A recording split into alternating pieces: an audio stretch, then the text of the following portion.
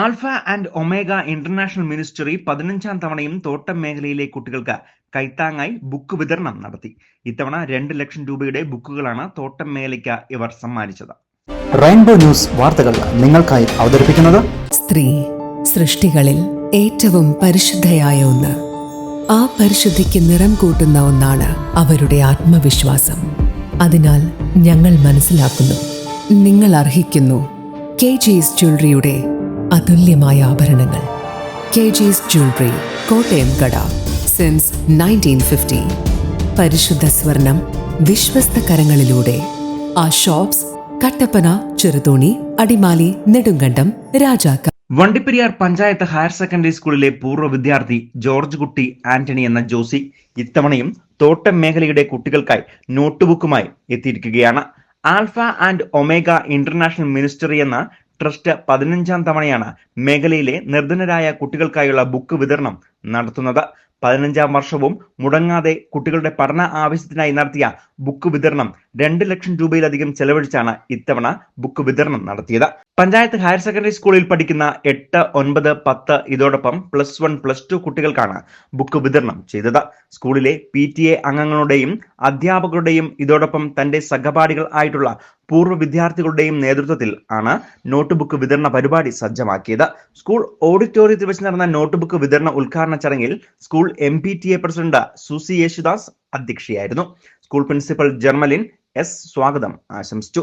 ചടങ്ങിൽ പീരുമേട് MLA വാഴൂർ സോമൻ മിനിസ്റ്ററിയുടെ ആഭിമുഖ്യത്തിൽ നൽകിയ നോട്ട് ബുക്ക് വിതരണ ഉദ്ഘാടനം ചെയ്തു. ശമ്പളം ലഭിക്കാത്ത അവസ്ഥയിൽ തോട്ടം മേഖല കടന്നുപോകുന്ന സാഹചര്യത്തിൽ ഇത്തവണത്തെ ട്രസ്റ്റിന്റെ കൈത്താങ്ങ വലിയ ഉപകാരപ്രദമായി എന്ന് യോഗം ഉദ്ഘാടനം ചെയ്തുകൊണ്ട് MLA പറഞ്ഞു.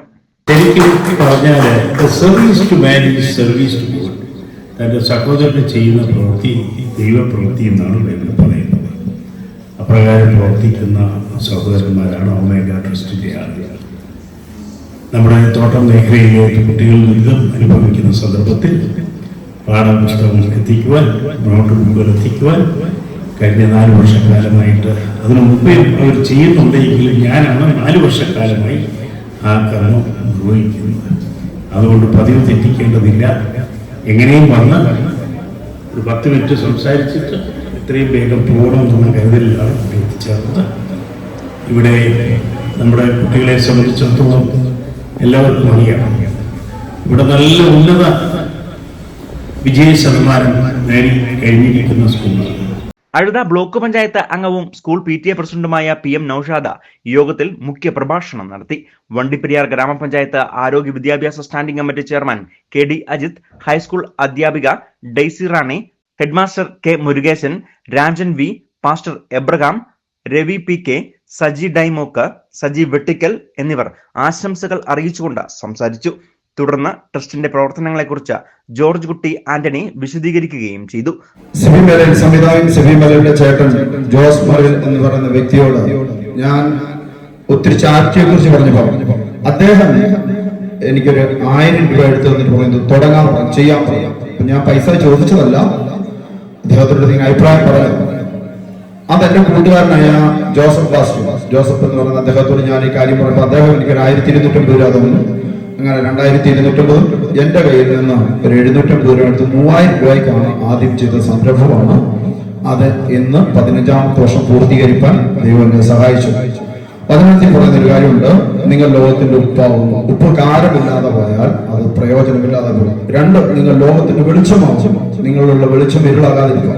നമ്മളെല്ലാവരും വെളിച്ചമാണ്, അത് ഇരുളാകാതെ സൂക്ഷിക്കുക. എന്നിലൊരു വെളിച്ചം ദൈവം തന്നു, ഞാൻ ആ വെളിച്ചം ഇരുളാകാതെ സൂക്ഷിച്ചു. ആദ്യം 9, 10, +2 കുട്ടികൾക്കാണ് ബുക്ക് വിതരണം നടത്തിയത്.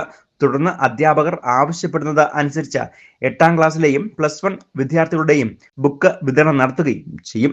പരിപാടിയിൽ നിരവധിയായ കുട്ടികളും മാതാപിതാക്കളുമാണ് പങ്കാളികളായത്. News bureau, Vandiperiyar.